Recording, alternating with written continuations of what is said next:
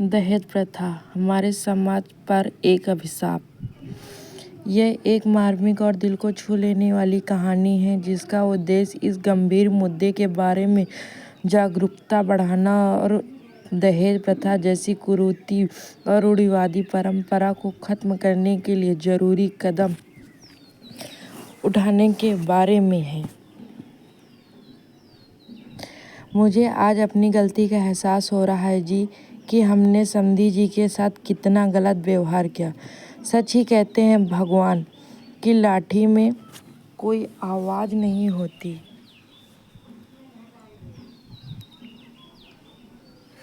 तुम सही कह रही हो प्रियंका कि माँ आज हमारे कर्मों की सजा हमारी बेटी को मिल रही है। ये सुलोचना जी और अर्जुन जी हैं। अर्जुन जी सरकारी इंजीनियर हैं और सुलोचना जी एक हाउसवाइफ हैं जो आज आंगन में बैठे अपनी गलती पर पछता रहे हैं। आइए जानते हैं हम अपनी गलती का एहसास कैसे हुआ। आज से 6 साल पहले उनके बेटे प्रियांशु की शादी पास के शहर में रहने वाले अजीत जी की बेटी काम्या के साथ तय हुआ था और शादी में उनकी सभी मांगों को काम्या के पिता ने सहर्ष स्वीकार कर लिया। काम्या एक सीधी सादी और घरेलू लड़की थी। विवाह की सारी तैयारियां शुरू हो गई। कपड़े गहने सभी खरीदे जाने लगे। तभी अर्जुन जी ने अपने रिश्तेदारों की बातों में आकर विवाह मैरिज हॉल की जगह 5 स्टार होटल में से करने की शर्त रखी और कहा कि अगर आपने यह व्यवस्था नहीं की तो यह शादी नहीं हो सकती। काम्या के पिता ने उन्हें बहुत समझाने की कोशिश की लेकिन अर्जुन जी अपनी बात पर अड़े रहे। अर्जुन ने कहा मैरिज हॉल हमारी हैसियत के बराबर नहीं है।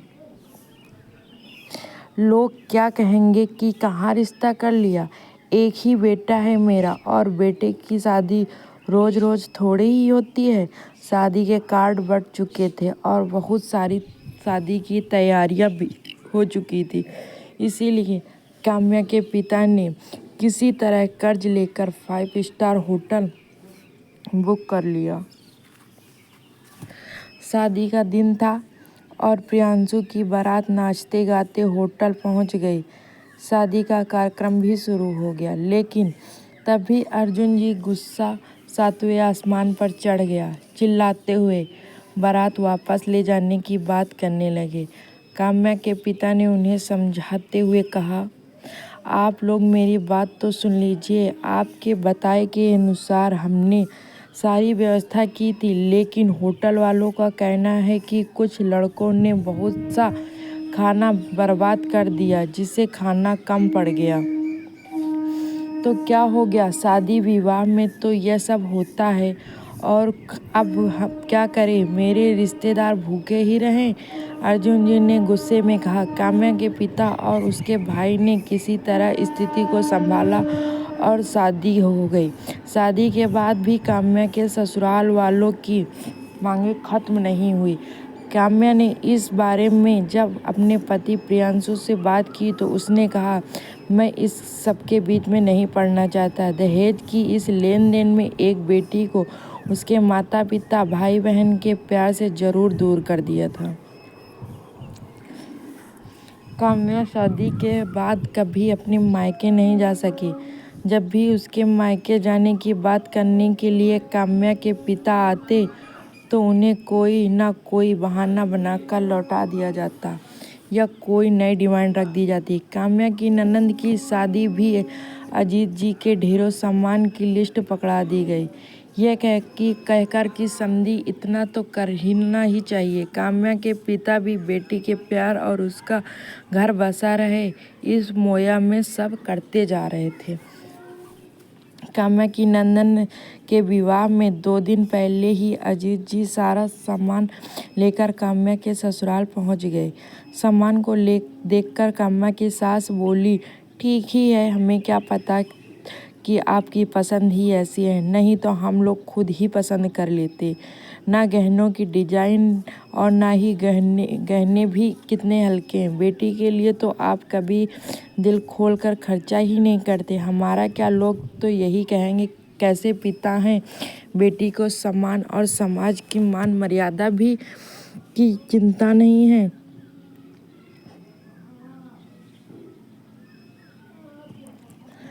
काम्या के पिता कुछ बोल नहीं सके, चुपचाप सिर नीचे किए बैठे रहे।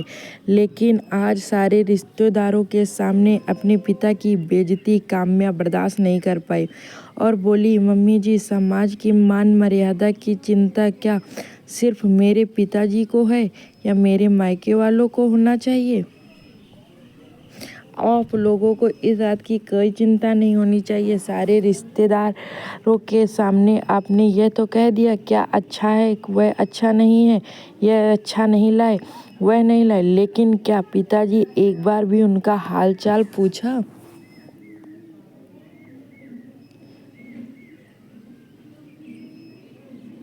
किसी ने भी उनसे चाय नाश्ते के लिए भी नहीं पूछा, क्योंकि आप लोग मेरे पिताजी को अपना समधी नहीं नौकर समझते हैं और मुझे तो इस घर में एक काम वाली बाई के से भी कम समझा जाता है। जब जिसके मन में आए मुंह उठाकर कुछ भी कह देता है। कुछ खराब हुआ तो काम्या और कुछ अच्छा हुआ तो आप लोगों ने किया। काम्या को इस तरह जवाब देना आज सुलोचना जी को बहुत बुरा लगा, और वह भी जब सारा घर मेहमानों से भरा हो। सुलोचना जी ने गुस्से में चिल्लाते हुए कहा कि देखा समधी जी, ऐसे तेवर हैं आपकी लाडली के। वह तो हम जैसे लोग हैं जो इसका गुजारा हो रहा है, नहीं तो किसी और के घर में होती तो कब का घर से बाहर निकाल देते। और आप समझते हैं कि हम लोग ही बुरे हैं? अपनी लाडली को मुंह चलाने के साथ कुछ अच्छा संस्कार भी दे देते तो अच्छा होता। यह सब क्या हम अपनी बेटी को नहीं दे सकते? आप लोगों की तरह कंगाल थोड़ी हैं कि शादी में बारातियों को खाना भी नहीं खिलाए। ले जाइए यह सब आप।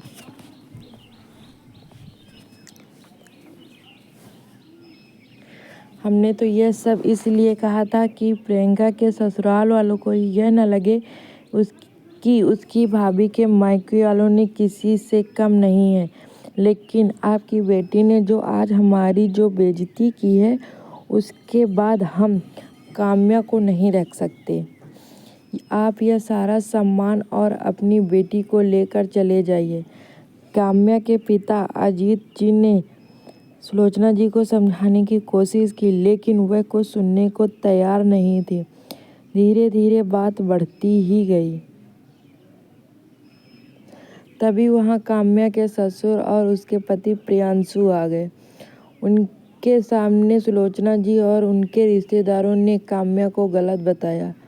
प्रियांशु ने कहा, काम्या, तुम इसी समय अपने पिता के घर से बाहर निकलो और तुम अपने सारे रिश्ते इनके साथ खत्म करो, तो ही तुम इस घर में रह सकती हो, नहीं तो तुम भी चली जाओ यहाँ से। मैं अपने माता पिता का अपमान बर्दाश्त नहीं कर सकता। काम्या ने कहा, बहुत अच्छे विचार हैं तुम्हारे प्रियांशु। तुम्हारे माता पिता हैं और मेरे माता पिता कुछ भी नहीं। तुमने तो सच जानने की भी ज़रूरत नहीं समझी। पिताजी की तो छोड़ो, तुम्हें तो मेरे सम्मान की भी परवाह नहीं है, वरना तुम इस तरह की बातें नहीं करते। और तुम चाहते हो कि मैं अपने पिता से सारे रिश्ते खत्म कर लूं, तो यह भी सुन लो, पिताजी के साथ मेरा रिश्ता भगवान ने जोड़ा है। वह मेरे पिता जन्मदाता हैं। मैं चाहूँ तो भी यह रिश्ता खत्म नहीं हो सकता है। हाँ, आज अभी तुमसे सारे रिश्ते ज़रूर ख़त्म करती हूँ। मैं भी अपने सम्मान को रोज़ रोज़ मारते थक गई हूँ। अब और जिंदा लाश बनकर नहीं रह सकती, और रहूँ भी किस लिए? ऐसे घर के लिए जहाँ मेरी कोई कदर नहीं, मेरी सेवा, मेरे प्यार का कोई मोल नहीं, सिर्फ तुम्हारे घर वालों की सेवा करती रहूं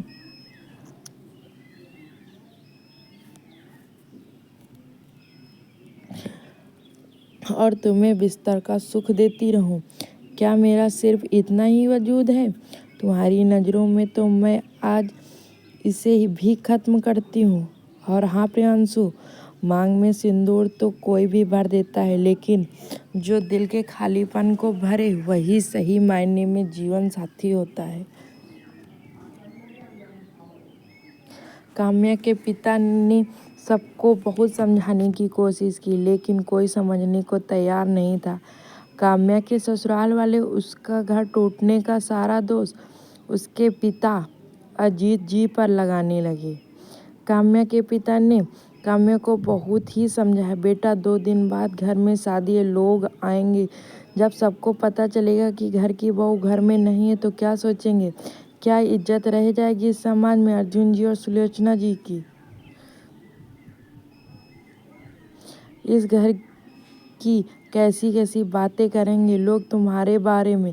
पहले प्रियंका की शादी हो जाने दो, फिर यह सब देखेंगे। मेरा क्या है बेटा, तुम्हारा घर बसा रहे, इसीलिए तो यह सब करता आया हूँ।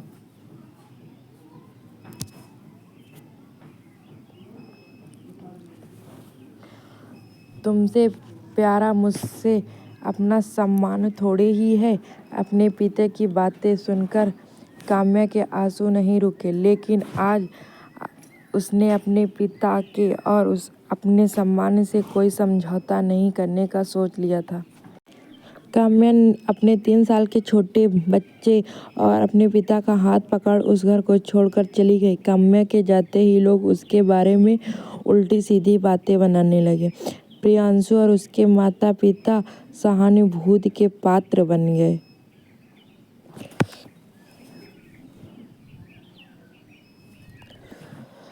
लेकिन समय सबके साथ न्याय अवश्य करता है। जो तकलीफ काम्या और उसके मायके वालों ने सहा, आज उसी का समय ने जवाब दिया।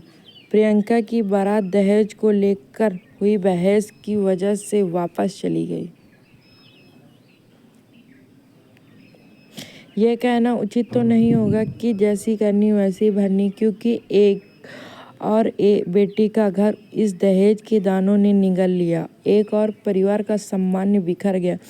ऐसे ही न जाने कितने घर इस दहेज के दानों ने निगल लिए, कितनी जिंदगियां बर्बाद कर दी और कितनों को जिंदा जला दिया। कब तक और क्यों हम इस दानों को पालते रहेंगे? बेटा हो या बेटी, क्या वह अपनी मेहनत से अपने लिए रोटी नहीं कमा सकते?